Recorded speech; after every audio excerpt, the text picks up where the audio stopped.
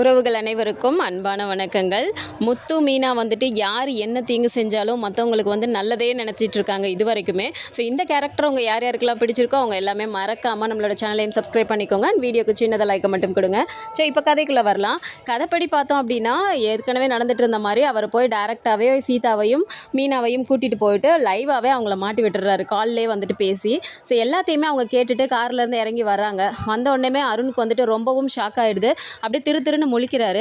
என்ன இப்போ நான் கூப்பிட்டு வந்த அடியாள் நல்லா இருக்காங்களா அப்படின்ற மாதிரி அவர் வந்துட்டு ஒரு கிண்டலாகவே எப்பவும் பேசுகிற மாதிரி பேசுகிறாரு. ஸோ அப்போ எதுவுமே பேசாமல் சீதா அப்படின்னு தான் கூப்பிடுறாரு. உடனே அவங்க கோவத்தில் எதுவுமே பேசாதீங்க, நீங்கள் நான் செம்ம கோவமாக வருது, ஏங்க இப்படி பண்ணீங்க, நீ இப்படி பண்ணதுனால நான் வந்து தேவையில்லாமல் மாமாவையே சந்தேகப்பட்டேனே, மாமா இப்படி பண்ணுற ஆளே இல்லை, இருந்தாலும் எங்களுக்குள்ளே மனஸ்தாபம் வர மாதிரி பண்ணிட்டீங்கல்ல, இதனால எங்கள் அக்கா கிட்ட கூட நான் பேசாமல் இருந்துட்டேன், என்னங்க இப்படி பண்ணியிருக்கீங்க, நீங்கள் என்கிட்ட பேசவே பேசாதீங்க அப்படின்னு சொல்லிட்டு விறுவிறுன்னு அவங்க கிளம்பி போகிறாங்க. ஸோ பின்னாடியே அவர் போயிட்டு கன்வின்ஸ் பண்ணுறேன்னு சொல்லிட்டு சீதா நில்லு சீதா ப்ளீஸ் சீதா அப்படின்னு சொல்லிட்டு அவர் கூப்பிடுறாரு. ஸோ இதெல்லாம் பார்த்துட்டு இருந்துட்டு அடுத்ததாக மீனாவும் போய் பேச ஆரம்பிக்கிறாங்க. இங்கே பாருங்க அருண், நான் உங்ககிட்ட ஏற்கனவே சொல்லியிருந்தீங்க, சீதா உங்களை லவ் பண்ணா அப்படிங்கிற ஒரே காரணத்துக்காக தான் நான் வந்துட்டு என் புருஷனையும் மீறி அவருக்கு தெரியாமல் நான் வந்து உங்களுக்கு கல்யாணமும் பண்ணி வச்சு நீங்கள் கேட்டதுக்கு நான் சப்போர்ட் பண்ணேன். ஆனால் நான் அப்போவே சொல்லியிருந்தேன், இது வந்துட்டு என் புருஷனோட மான மரியாதைக்கு பங்கம் விளைவிக்கிற மாதிரி யார் எது பண்ணாலும் பார்த்துக்கிட்டு சும்மா இருக்க மாட்டேன்னு நான் ஏற்கனவே உங்களுக்கு சொல்லியிருக்கேன். இதே மாதிரி இன்னொரு வாட்டி பண்ணீங்க அப்படின்னா நான் இந்த மாதிரி பேசிகிட்டு இருக்க மாட்டேன் அருண், நல்லா இல்லை அவ்வளோதான் நான் சொல்லுவேன் அப்படின்னு சொல்லிட்டு அவங்க சொல்லிடுவாங்க. ஸோ இதெல்லாம் கேட்டுட்டு இருந்துட்டு சீதாவும் ரொம்ப கோவத்தோடு கிளம்பி போயிடுவாங்க. ஸோ அருண் வந்துட்டு அப்படியே டக்குன்னு வண்டி எடுத்துகிட்டு அவரும் கோவத்தில் கிளம்பி போய்டுறாரு. அடுத்ததாக வீட்டுக்கு போகிறாங்க. ஸோ வீட்டுக்கு போனதுக்கப்புறம் பார்த்தா சீதா வந்துட்டு அப்படியே அமைதியாக ரூமில் உட்காந்துருக்காங்க.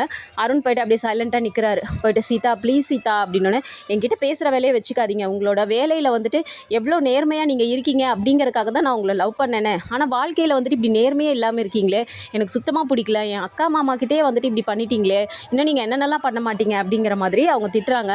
இல்லை சீதா, நான் சொல்கிறத கொஞ்சம் புரிஞ்சுக்கோ, உங்ககிட்ட வந்துட்டு என்ன தவிர வேறு யாரும் அதிகமாக பாசமாக இருந்தால் எனக்கு பிடிக்கல, அதனால தான் நான் இப்படி தப்பாக உங்ககிட்ட போய் சொல்லிட்டேன் அப்படின்னு சொல்கிறாரு. பிடிக்கலனா நீங்கள் வந்துட்டு எப்படி வேலையில் நேர்மையாக இருக்கீங்களோ அதே மாதிரி வாழ்க்கையிலே இருக்கணுங்க, இதெல்லாம் என்ன விளையாடுற விஷயமா அப்படின்னு சொல்லிட்டு அவங்க பேசும்போது இவர் சடனாக என்ன பண்ணிடுறாரு, சீதா காலில் விழுந்துடுறாரு. சாரி சீதா, என்னை மன்னிச்சிரு, இனிமேல் நான் இப்படி நடந்துக்க மாட்டேன் அப்படின்னு சொன்ன உடனே இவங்களும் கொஞ்சம் அப்படியே இதாகிடுறாங்க.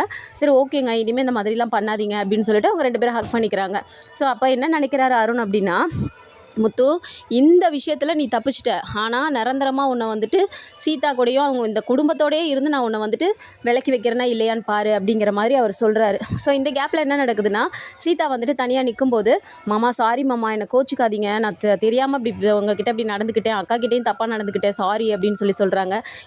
என்னடா இப்படி பேசிகிட்டு இருக்க, என்ன தான் இது பண்ணாலும் அருண் ஒன்று நல்லா தானே பார்த்துட்டு இருக்காப்புல, எங்களுக்கு இதெல்லாம் பிரச்சனையே கிடையாது, இது எங்கள் பிரச்சனை, நாங்கள் பார்த்துக்குறோம், நீங்கள் வந்து ஹாப்பியாக இருங்க அப்படின்னோடனே என் மேலே உங்களுக்கு கோவமே இல்லையா மாமா அப்படின்னு கேட்குறாங்க.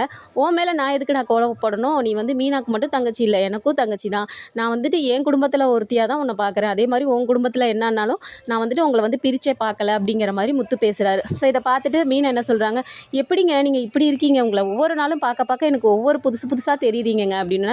அப்படியா அப்படிங்கிற மாதிரி கிண்டலாக பேசிட்டு வந்துடுறாரு.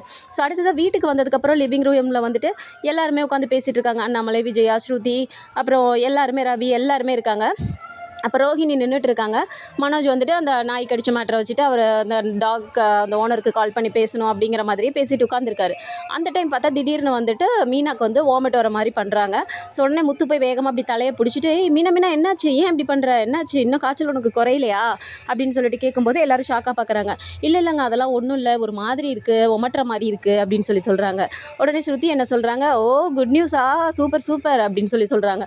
உடனே விஜயா ஷாக்காக பார்க்குறாங்க. விஜயாவை விட ரோகிணி தான் ரொம்பவும் ஷாக்காக பேசுகிறாங்க. அப்படி ஒரு மாதிரி பார்க்குறாங்க. ஸோ இதெல்லாம் முடிச்சுட்டு நைட் டின்னர்லாம் சாப்பிட்டுட்டு அவங்க ரூமில் இருக்காங்க. ஸோ ரூமில் அப்படியே படுத்துக்கிட்டே யோசிச்சுட்டு இருக்காங்க ரோஹிணி. எப்படி இவள் வந்துட்டு நம்மளாவது ரூமில் இருக்கோம், அவங்க ஹாலில் தான் படுத்திருக்காங்க, எப்படி இவள் வாந்தி எடுக்கிறா, ஆனாலும் வாந்தி எடுத்துட்டா என்னென்னலாம் நடக்கும், அவள் தான் ஃபஸ்ட்டு ப்ரெக்னென்ட் ஆகிட்டா, பாட்டி கிஃப்டெல்லாம் தரேன்னு சொன்னாங்களே அப்படிங்கிற மாதிரி யோசிச்சுட்டே படுத்திருக்காங்க.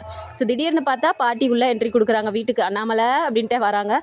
வாமா என்னம்மா சொல்லாமல் கொள்ளாமல் வந்திருக்க அப்படின்னோடனே, இல்லைடா என் பேத்தி கால் பண்ணனால தான் நான் வந்தேன், அவள் எனக்கு ஃபோன் ஃபோன் பண்ணா அப்படின்னு சொல்கிறாங்க. என்னம்மா மீனா, அம்மாவுக்கு ஃபோன் பண்ணி பேசுனியா, வர சொன்னியா, ஏம்மா என்கிட்ட சொல்லவே இல்லை அப்படின்னு சொன்னோன்னே, மாமா நான் சும்மா பேசினேன் மாமா, வரலாம் சொல்லலை. பாட்டி இப்போ வந்தது எனக்கே ஷாக்காக தான் இருக்குது. பாட்டி வாங்க பாட்டி, நல்லா இருக்கீங்களா, வாங்க உட்காருங்க அப்படின்னு சொல்லி கூப்பிட்டு உட்கார வைக்கிறாங்க. என் ராசாத்தி இப்போ தாண்டி என் வயத்தில் நீ நல்லா நிறச்சி கொடுத்துருக்க அப்படின்னு சொல்லிட்டு அவங்க மனசால ரொம்ப வாழ்த்துறாங்க. என்னன்னே தெரியாமல் எல்லாருமே புரியாமல் நிற்கிறாங்க. ஸோ ஒரு ஓரமாக முத்துவும் வந்துட்டு என்ன நடக்குதுன்னே தெரியலையே அப்படிங்கிற மாதிரி புரிஞ்சுட்டே நிற்கிறாரு யோசிச்சுக்கிட்டு. ஸோ என்னம்மா பேசிகிட்டு இருக்க, ஏதாவது சொன்னால் தானேம்மா தெரியும் அப்படின்னோடனே, இருடா ஒரு நிமிஷம் அண்ணாமலை, உனக்கு ஒரு விஷயம் தெரியுமா அப்படின்னு சொல்கிறேன். கேட்குறாங்க.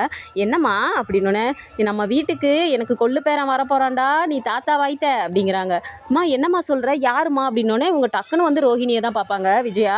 அதுக்கப்புறமா ஸ்ருதியை பார்த்தா அவங்க எனக்கு என்ன நின்றுட்டு இருப்பாங்க ஃபோனை நோண்டிக்கிட்டு. ஸோ மீனாவா இருக்குமோ அப்படின்னு சொல்லி சந்தேகப்பட்டு பார்க்கும்போது, என் பேத்தி நல்ல செய்தி சொல்லியிருக்காடா எனக்கு அப்படின்னு சொல்லுவாங்க. ஸோ என்னம்மா சொல்கிற, அப்படியாம்மா மீனா நிஜமாவா அப்படின்னோடனே முத்துவுக்கே அது ஷாக்காக இருக்கும். ஆமாங்க, பாட்டிக்கிட்ட நான் இந்த மாதிரிலாம் இருக்குன்னு சொன்னேன், சந்தேகத்தில் தாங்க கேட்டேன், அதான் பாட்டி உடனே கிளம்பி வந்துட்டாங்க போல் அப்படின்னு சொல்கிறாங்க. உடனே அவங்க என்ன பண்ணுறாங்கன்னா, நான் ஏற்கனவே சொன்ன மாதிரி வாரிசை யார் பெற்று கொடுக்குறாங்களோ அவங்களுக்கு தான் என் சொத்து பற்றி எல்லாத்தையுமே நான் அந்த குழந்தைக்கு தான் எழுதி வைக்க போகிறேன் அப்படின்னு சொல்கிறாங்க. உடனே ரோஹிணி என்ன பண்ணுறாங்க, ஆஹா அதெல்லாம் முடியாது, நான் தான் ஃபஸ்ட்டு ப்ரெக்னென்ட் ஆகணும்னு சொல்லிட்டு கத்துறாங்க. கடைசியில் பார்த்தா இவங்க கனவுல இவ்வளோத்தையுமே கண்டுட்டு எந்திரிச்சு கத்துறாங்க. இதை பார்த்துட்டு மனோஜ் ஓடி போய், என்ன ரோஹிணி ஏன் இப்போ கத்துற, என்ன ப்ரெக்னென்ட் ஆகணும்னு கத்துற, அப்படியா ரோஹிணி ஆசையாக இருக்காவா அப்படிங்கிற மாதிரி அவர் ஒரு மாதிரி அந்த வெள்ளந்தியாக பேசுகிறாரு. நீ வேற மனோஜ் கடுப்பை கிளப்பிட்டு இருக்காது, சும்மா இரு அப்படின்னு சொல்லிட்டு அவங்க ரியலைஸ் பண்ணிவிட்டு, ஓ இதெல்லாம் கனவா, நல்ல வேலை அப்படின்ற மாதிரி அவங்க யோசிச்சுட்டு இருக்காங்க. ஸோ இந்த மாதிரி தான் எபிசோட்ஸ் போக போகுது. இதை பற்றின மோர் அப்டேட்ஸ் தெரிஞ்சுக்கிறதுக்கு நம்மளோட சேனலையும் சப்ஸ்கிரைப் பண்ணிக்கோங்க. வீடியோ பிடிச்சிருக்கு அப்படின்னா சின்னதாக லைக்கை மட்டும் கொடுங்க. தேங்க்ஸ் ஃபார் வாட்சிங்.